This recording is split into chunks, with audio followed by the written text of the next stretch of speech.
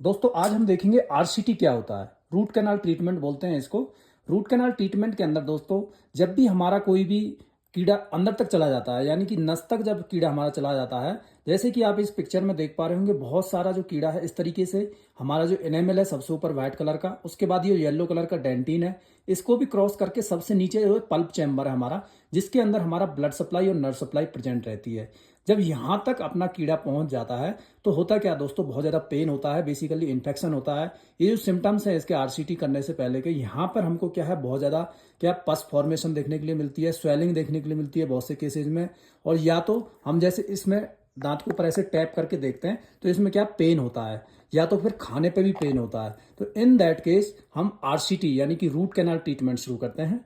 तो आरसीटी के दौरान हम करते क्या हैं दोस्तों, सबसे पहले तो जो ये नर्व सप्लाई आ रही है इसको हम ब्लॉक कर देते हैं। बेसिकली इसमें एक इंजेक्शन लगा देते हैं जिससे कि ये पूरी तरह से दांत क्या है पूरी तरह से सुन्न हो जाता है और यहाँ पर कोई भी पेन वगैरह का किसी भी एक्टिविटी का पता नहीं चलता है।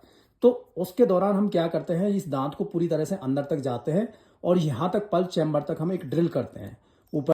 इस ड्रिल के बाद जितना भी ये जो पल्प है इसको हम रिमूव करते हैं। किसी किसी दांत में क्या है सिंगल कैनाल होती है, किसी किसी दांत में मल्टीपल कैनाल्स भी होती हैं और किसी किसी दांत में तीन तीन या चार चार भी कैनाल्स प्रेजेंट रहती हैं। तो उनको क्या हम कुछ इस तरीके के इंस्ट्रूमेंट्स हमारे पास आते हैं, बहुत पतले रहते हैं ये। इन इंस्ट्रूमेंट्स की हेल्प से हम क्या है इनको पूरी जो कैनाल्स है इनको पूरी तरह से क्लीन करने के बाद यहाँ पर जितना भी जो इन्फेक्शन है दोस्तों उसको पूरी तरह से रिमूव किया जाता है। इन्फेक्शन खत्म होने के बाद दोस्तों हम क्या करते हैं, कुछ यहाँ पे आप देख पा रहे होंगे ये आरसीटी का ही मटेरियल है।